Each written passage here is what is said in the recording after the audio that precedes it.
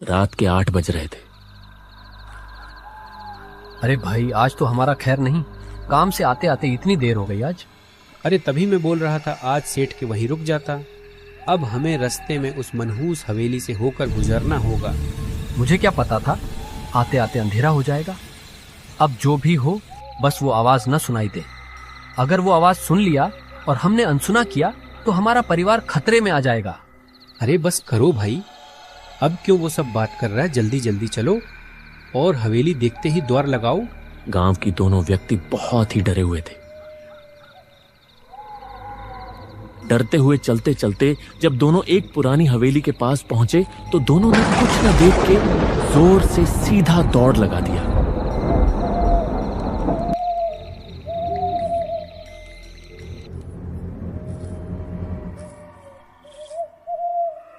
और दौड़ते दौड़ते दोनों हवेली से काफी दूर आने के बाद रुके। बाल बाल बचे। भगवान का शुक्र है जो हवेली से कुछ आवाज सुनाई नहीं दिया। हाँ भाई, बाल बाल बचे। अब से ऐसी गलती कभी भी नहीं करूंगा। ये सब बोल के दोनों हाँफते हुए सुकून की सांस लेके निकल जाते हैं। यहां छोटे से किराए के कमरे में पीली ट्यूबलाइट झिलमिला रही थी। टेबल पर कुछ किताबें, एक सरकारी नियुक्ति पत्र और बिस्तर पर बैठा एक सीधा सा आदमी, रवि कुमार, उम्र लगभग 32 साल, एक सादा सी मुस्कान और चेहरे पर थकान ली। पास में उसकी बीवी नीरा, जो कपड़ों की तह लगाते हुए बोल रही थी। तो सच में जाना पड़ेगा क्या आपको? इतना दूर का गांव, न सड़क ठीक, न अस्पताल, न कोई जान पहचान। आप वहाँ कैसे रह पाएंगे? अरे भाग्यवान, डर क्यों रही हो? ये सरकारी नौकरी है, पोस्टिंग जहां मिले वहां जाना ही पड़ता है। कुछ दिन की बात है, फिर ट्रांसफर लगवा लूंगा। वैसे भी गांव में शांति होती है, और वैसे भी हम भी गांव के ही निवासी हैं। शांति या सन्नाटा? आपने सुना नहीं क्या?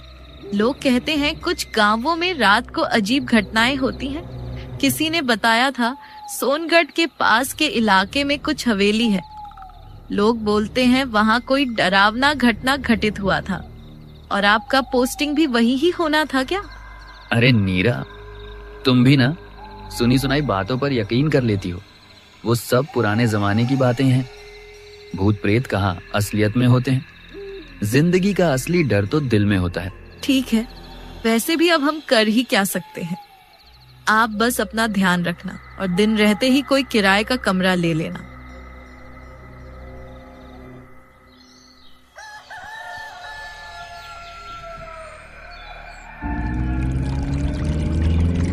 सुबह का मौसम सुहाना था। रवि नीरा से विदा लेके बस पकड़ने जाता है, लेकिन बहुत समय रुकने के बाद भी रवि को सोनगढ़ जाने का सीधा बस नहीं मिल रहा था। काफी समय इंतजार करने के बाद आखिरकार उसको एक बस मिला जो सीधा उसको सोनगढ़ पहुंचा देगा।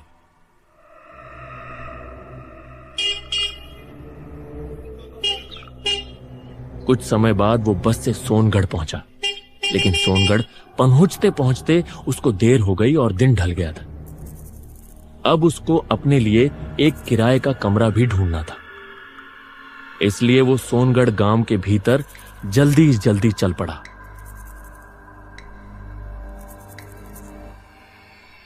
गांव के रास्ते में बहुत सन्नाटा था और चलते चलते अचानक से मौसम बिगड़ने लगा और फिर तेज बारिश शुरू हो गई।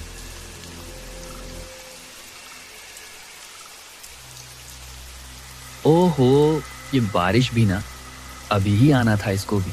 अब तो पूरा भीग जाऊंगा। मुझे जल्दी से अपना सिर छुपाने का कोई आसरा ढूंढना पड़ेगा। रवि ये सोच के बारिश से बचने के लिए दौड़ने लगा और तभी थोड़े ही आगे जाके उसे एक हवेली दिखी और रवि बिना कुछ सोचे दौड़ते हुए उस हवेली में चला गया। हवेली में आते ही उसको अजीब सा महसूस होने लगा। उसे आसपास की हवाओं से घुटन सी होने लगा। ये कैसी जगह है? आसपास की हवा में कैसा घुटन सी है। शायद यह भी कोई पुरानी हवेली है। रहने के लिए नहीं, पर फिलहाल छत के नीचे तो रह ही सकता हूँ। उसने देखा मुख्य दरवाजा खुला हुआ था और ये देख वो अंदर चला गया। अंदर आते ही उसने देखा कि अंदर अंधेरा और सीलन थी।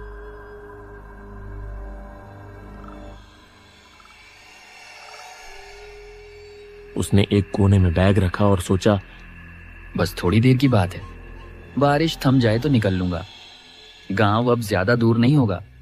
लेकिन तभी ऊपर से कुछ गिरा, ठाक से। रवि ने सिर उठाया और देखा शायद कोई लकड़ी गिरी होगी, पुरानी हवेली है, टूटी फूटी होगी। उसने फिर नीचे देखा। अंधेरे में उसे कुछ ठीक से दिख भी नहीं रहा था। उसने अंधेरे में जैसे तैसे देखा कि दीवार पर किसी बच्चे की उंगलियों जैसे निशान थे, मिट्टी में गड़े हुए, जैसे किसी ने अंदर से बाहर निकलने की कोशिश की हो। ये देख रवि थोड़ा डर गया और पीछे हट गया। तभी ऊपर से किसी की हल्की सी सिसकी सुनाई दी। मुझे मुक्ति चाहिए, मुझे मुक्ति दो। रवि का दिल जैसे रुक गया। उसने कांपते हुए अंधेरे की तरफ देखने की कोशिश की और देखा सीढ़ियों पर एक छोटा लड़का खड़ा था। सादे कपड़े, नंगे पांव, आंखों में लाल चमक और चेहरे पर अजीब सी उदासी। तो तुम कौन हो बेटा? यहाँ क्या कर रहे हो? ये तो बहुत पुरानी हवेली है। लड़का धीरे धीरे नीचे आया। उसके पैरों से मानो धूल सी उड़ रही थी। कितने बरसों तक यहाँ रहेंगे? मैं भी कई बरसों से यहाँ हूँ, मुझे यहाँ से निकालो ना। क्या बकवास है ये? बाहर बारिश हो रही है, मैं बस कुछ देर के लिए रुका हूँ और तुम इतना अजीब क्यों लग रहे हो? लड़के ने शांत आंखों से देखा। उसकी आंखें एकदम गहरी और चमकदार थी। वो लड़का बोला, आप भी मुझे यहाँ अकेले छोड़कर जाएंगे? रवि ने गहरी सांस ली और अंधेरे में ही उसका चेहरा देखने की कोशिश करने लगा। उसने ध्यान से देखा तो पाया वो चेहरा इंसानी, कम परछाई ज्यादा लग रहा था, लेकिन ज्यादा अंधेरा होने से उसे कुछ ठीक से नहीं दिखा। रवि ने घबराकर कहा, कौन हो तुम? तुम तो इंसान नहीं लग रहे, मुझे जाने दो। मुझसे क्या चाहिए तुम्हें? कुछ समय तक कोई जवाब नहीं। फिर अचानक वो लड़का बोला, उन्होंने मुझे यहीं दफना दिया था, अब कोई मुझे सुनता नहीं, मुझे मुक्ति दिला दो। रवि ये सुन के बहुत डर गया और पीछे हटने लगा। उसकी सांसें तेज हो रही थी और बारिश की आवाज के बीच बस बच्चे की फुसफुसाहट गूंज रही थी। मुझे मुक्त कर दो। और अगले ही पल वो बच्चा गायब हो गया। सिर्फ हवा में गूंजती उसकी करुण आवाज बची, मुझे मुक्ति दो, मुझे मुक्ति दो। रवि का दिल जोर जोर से धड़क रहा था। उसे कुछ समझ नहीं आ रहा था कि आखिर वो कोई लड़का था या कुछ और। बाहर बारिश अब भी जारी थी और हवेली में सन्नाटे के बीच किसी अदृश्य शक्ति की आभास हो रही थी। कुछ समय तक रवि ऐसे ही डरे सहमे बैठा रहता है और अचानक से बारिश रुक जाती है, जैसे बारिश भी जानबूझ के रुक गई हो ताकि रवि वहां से निकल पाए। रवि को यह अजीब लगा, फिर भी उसने डर के मारे बारिश रुका देख तुरंत वहां से निकल आया। रवि जाते हुए पीछे घूमकर देखा तो उसको वही लड़का हवेली के छत पर खड़ा दिखा। उसे देखते ही रवि तुरंत आगे की तरफ देख के भागने लगा।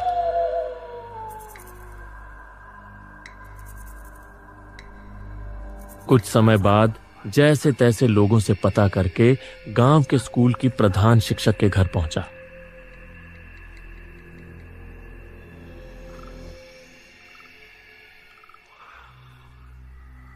आप कौन है? इतनी रात को आपको क्या चाहिए? मैं हूँ रवि, आपके स्कूल के विज्ञान का नया शिक्षक। ओह, अच्छा अच्छा, आइए आइए।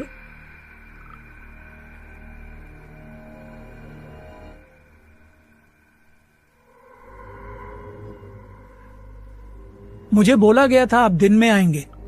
मैं आपकी अपेक्षा कर रहा था, लेकिन आप आए नहीं तो मुझे लगा शायद आप कल तक आ जाएंगे। लेकिन इतनी रात को आने की क्या जरूरत थी? और आप डरे हुए भी लग रहे हैं। मैं जो सोच रहा हूं जरूर वही हुआ होगा। आना तो दिन में चाहता था, लेकिन बस नहीं मिल रही थी, और जब मिली तब आते आते शाम हो गई। और रास्ते में जो हुआ मेरे साथ, उसे देख के तो मेरी रूह कांप गई, ऊपर से वो अजीब सी बारिश। मैं सब समझ गया। आखिर आपके साथ क्या हुआ? आप किस्मत वाले हैं जो वहाँ से निकल आए। गांव में अफवाह है बहुत पुराने। अफवाह? कैसी अफवाह?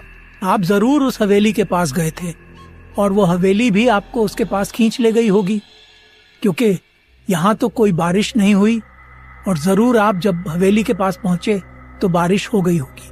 हाँ, ऐसा ही हुआ था। लेकिन वो अफवाह क्या है? अफवाह नहीं, श्राप कहो।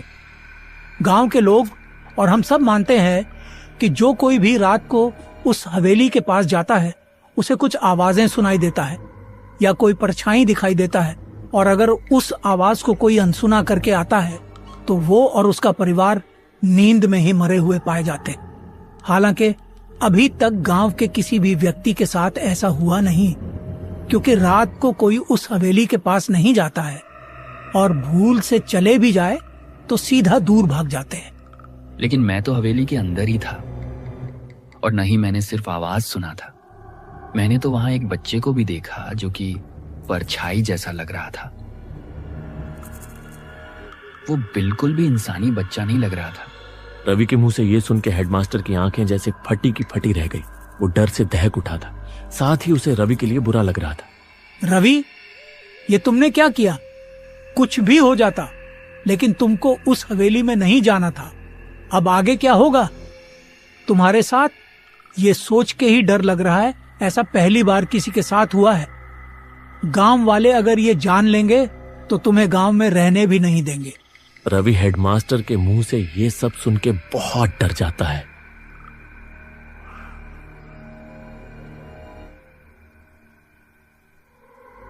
रवि उस रात हेडमास्टर के घर में ही रुकता है, लेकिन उसे उस घटना के बारे में सोच सोच के नींद नहीं आता है।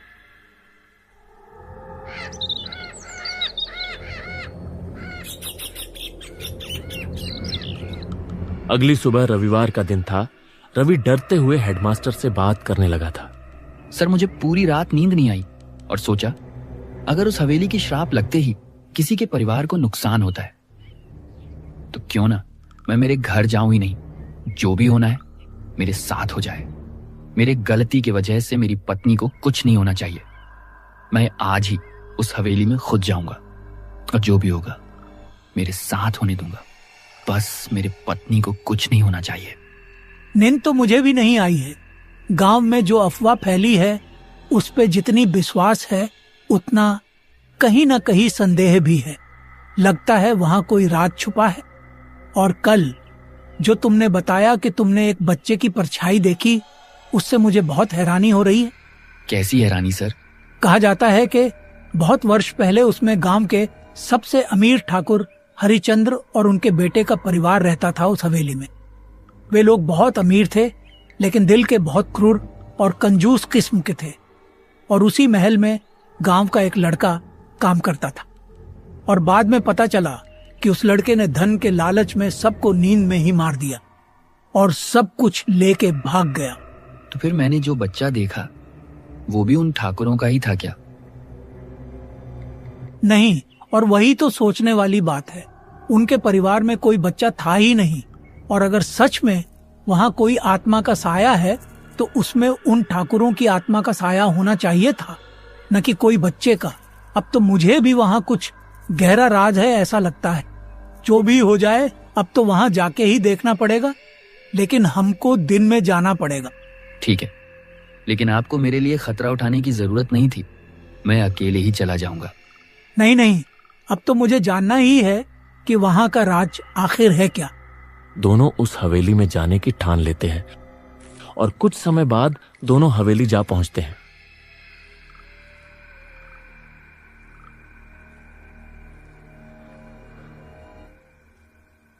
दोनों ने भीतर प्रवेश किया। भीतर दिन में भी अंधेरा था। रात के मुकाबले कम था, लेकिन देखने में बहुत भयानक लग रहा था। रवि सीधा जोर जोर से बोलने लगा। कौन हो तुम? और तुमने कल रात को मुझे यहां क्यों बुलाया? मुझे पता है कल रात तुम ही मुझे यहां खींच लाए थे। क्या चाहिए मुझसे? रवि, ऐसे बोलना ठीक नहीं रहेगा। हमें नुकसान पहुंचाएगा वो। रवि कुछ बोलने ही वाला था कि अचानक दूर वही बच्चा दिखता है, लेकिन इस बार वो बच्चा पूरा साफ साफ दिखाई दे रहा था, जैसे कोई गांव का मामूली सा बच्चा हो। तुम ही हो ना? तुम ही हो जो कल रात मुझे दिखे थे? रवि, इसे देखकर तो ऐसा लगता है कि ये वही लड़का है जो हवेली में काम करता था। बहुत सालों से चली आई हुई कहानी सुन के तो ये वही बच्चा लग रहा है। हेडमास्टर रवि को ये सब बोल ही रहा था कि तभी वो बच्चा अचानक से उनके एकदम करीब आ गया। दोनों ये देख बहुत डर गए, लेकिन फिर उन्होंने देखा कि उस बच्चे के चेहरे पर दुख साफ झलक रहा था और वो रो रहा था। मुझे पता है तुम हमसे कुछ कहना चाहते हो। बताओ क्या कहना चाहते हो और क्यों गांव वालों पे अपना श्राप देके रखा है? रवि के ये पूछने पे लड़का कुछ समय तक कुछ भी जवाब नहीं देता और माहौल एकदम सन्नाटा पड़ जाता है। बस ठंडी हवा की आवाज आ रही होती है। कुछ समय बाद वो बच्चा बोलने लगता है, मेरी मदद कर दो, मुझे मुक्ति चाहिए। मुक्ति? हाँ, कल भी वही बोल रहे थे।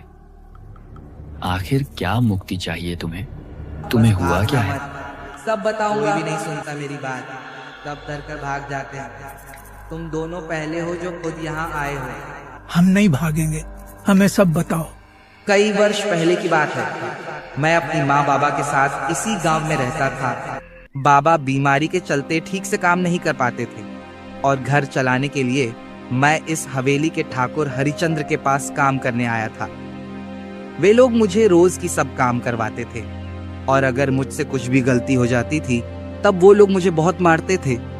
एक दिन जब मैं सफाई का काम कर रहा था, मुझसे गलती से एक उनकी पुस्तैनी कलश टूट गया और ये देख के ठाकुर के बेटे ने गुस्से में आके डंडे से मेरे सिर पे मार दिया और मैं वहीं तड़पने लगा। मैं खुद को तड़पते हुए मरते महसूस कर रहा था, लेकिन मैं कुछ कर भी नहीं सकता था, इसलिए मरते समय उनको अभिशाप दे गया। तुम लोगों ने जैसे एक छोटी सी गलती की वजह से मुझे इतनी बड़ी सजा दी है, वैसे ही तुम लोग भी इस पाप का सजा खुद ही भुगत के मर जाओगे। लड़के के मरने के बाद सब लोग उसके लाश को अपने हवेली के तहखाने में रख देते हैं।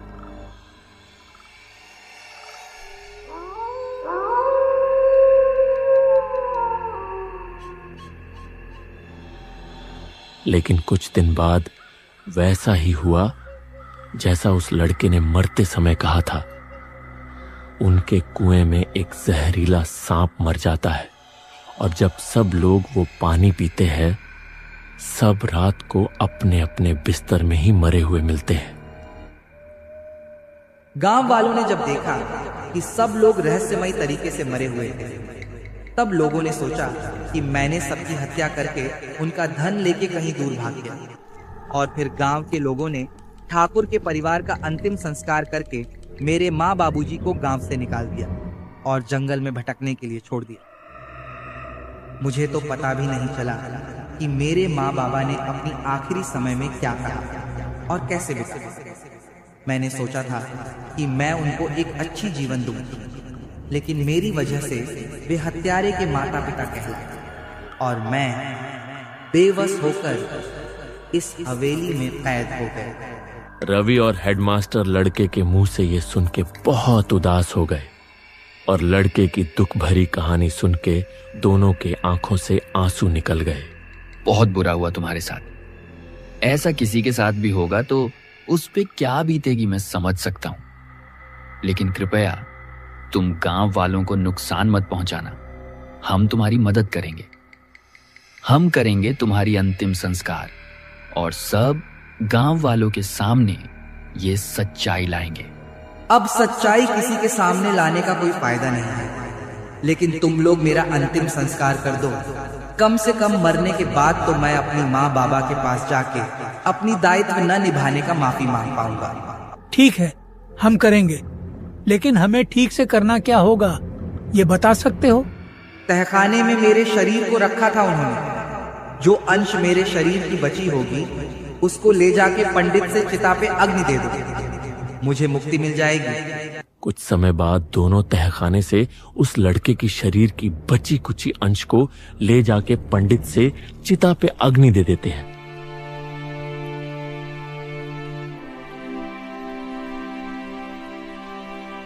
और गांव के लोगों को सब सच्चाई बता देते हैं।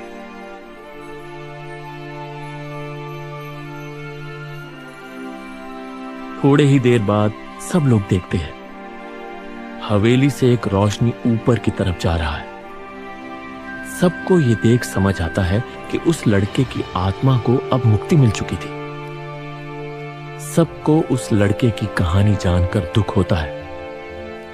सबकी आंखें उसके बारे में सोचकर नम होती हैं।